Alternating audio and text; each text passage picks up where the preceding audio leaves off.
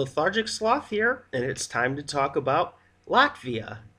Latvia will be represented at Eurovision 2018 by Laura Rizzotto with the song Funny Girl. If I had to use one word to describe this song, I'm going to use two. I'm going to go with friend zoned. Now, this is a song from the female perspective. You usually hear males complaining about this. And so we're hearing about a female who's in the friend zone. So if you're unfamiliar with the term, which I assume most people aren't, so I'll keep it short and simple, it's when you like somebody and they decide you're nothing more than a friend, and so you either sit there whining, bitching, moaning, and complaining about it, or you move on and go find somebody else. And in this song, she's kind of doing the first thing. But it sounds like it's new enough that it's not become an obsessive thing yet, so no harm done. Well, it looks like we have another Brazilian in the Eurovision Song Contest. Remember Alma from France last year? She was part Brazilian as well. Laura Rizzotto was actually born in Rio de Janeiro in 1994. Her father's of dual citizenship to the countries of Latvia and Brazil, and her mother was born in Latvia and she was raised in Riga. And she's actually she's Brazilian of Portuguese descent. So after that, she ended up moving to the United States, and she attended the Berklee College of Music in Boston. That's where I believe Christian Kostov from Bulgaria wanted to study as well. And so she ended up later on moving to New York, and she received her master's degree from Columbia University just last year in 2017. So now that we know a little bit about Laura, let's review the song. So what's good about this song? I want to first start off and talk about Laura's voice and her stage presence. She has a very commanding stage presence and a spectacular voice that projects very well. Now, there's a lot of nuances and things that could be hard to hit at Eurovision, so maybe looking at the negatives, she has to be flawless in order to come off as a superior performer to, say, a song that's not as technical as this one. This is a very technical and complicated song, so it's high risk, high reward. Should she want to do well and hit all those notes, though, she could really, really make up some ground just by having a flawless performance, because this is a very difficult song to sing. It's a difficult style, and she does it so well. So she just needs to have an even better performance in the semifinals. So I absolutely love her voice. I think so far she's one of the best female singers in the competition. The only one that I would say is against her, in my opinion, is Greece with Yana Terzi, but we haven't heard her live yet, so we're not sure yet how that's going to turn out, but I have faith. But both of them, I absolutely love their voices. So Laura's right there as far as vocals go. And it's a good song. It's clever. It's got push and it's pull. It creates its own drama. This is like a play on stage. It lays out very well. They have to get the staging to, I think, in my opinion, make the song a little more interesting. And I think they can do that. They just have to make it engaging enough to not take away from the song, because you still want the focus to be on her, but you have to try to make it even more interesting with a series of, something, whether it be lights or choreography. I don't know what she's going to take with her there, so we'll see. We'll see. So what are some potential problem areas with this song?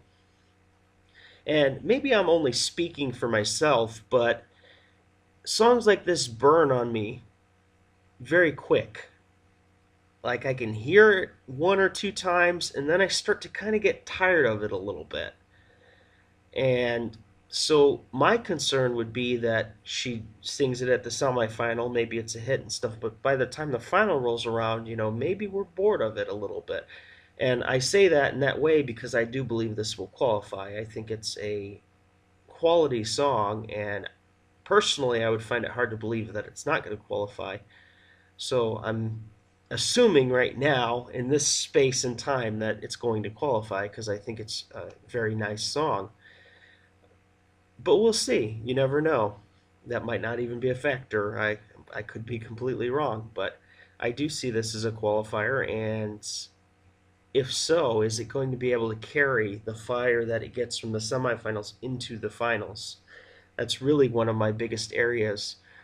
Like a lot of songs, it's a bit repetitive too, in areas. So people, if they say that, sure, yeah, you have a point. It's definitely a more repetitive song. I love this year how our songs all sound so different. We're getting so many different types of genres, and this in itself is another genre that is so interesting to see. We're really expanding the types of music that come into Eurovision, and I really love that. So let's move on to the rating itself.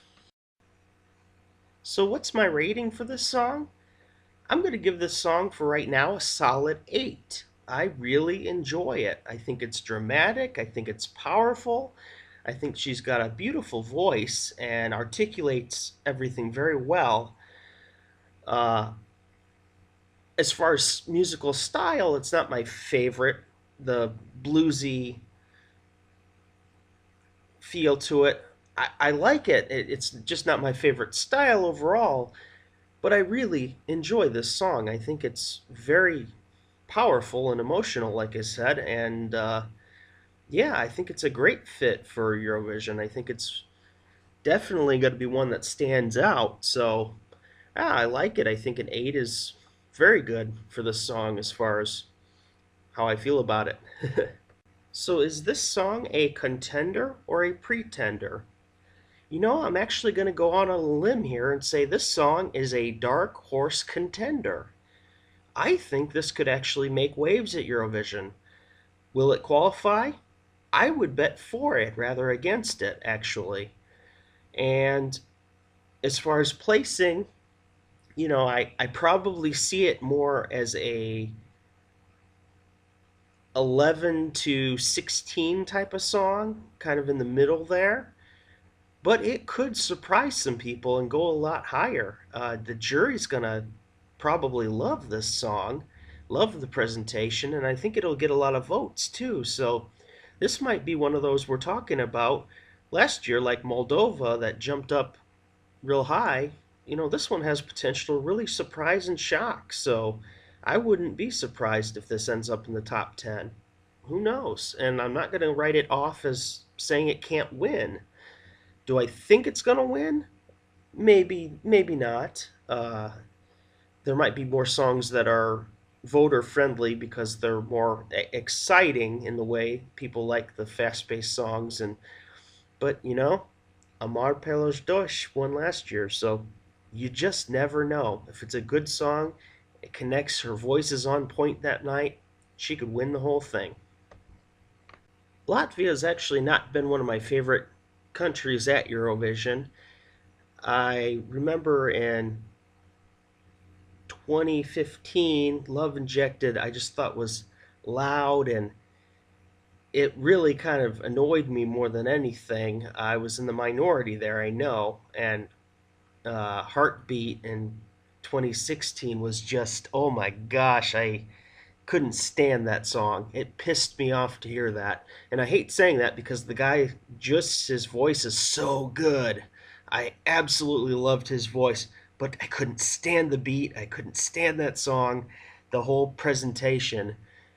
Which reminds me, I should probably go listen to some other songs because I think some of the other songs he would do I probably would really like. And actually, the song Line last year I actually liked more than the previous two, even though it failed to qualify. So uh, I think this is definitely an improvement. This right here, Funny Girl, this is my favorite Latvian song of the last 4 years. So since I've been paying really close attention to Eurovision, this is the one I like the most, clear and away. So I think Latvia's got something really nice here, and I will look to see with anticipation how Latvia does this year at Eurovision 2018. Thank you for watching my review of Latvia at Eurovision. Please subscribe, give me a like. Those are always appreciated. Share your thoughts on the song below if you wish. I'm going to be looking to do doing some contests of your top songs soon. So if you want to subscribe and take part in those, I will be doing those shortly. Now that we have over 10 songs, it makes it a lot more fun. So we'll get that started pretty soon. It is Hell Week, and I call this Hell Week because of all the national finals that are finishing at the same time. So it's hell for me to do all these reviews at once. So this is the first of the bunch, so look for the others. They should be out later today. I'm going to try to do all 6 plus Serbia today. So I've got 7 reviews to do. So stick around and check those out. Thank you very much. And for now, Lethargic Sloth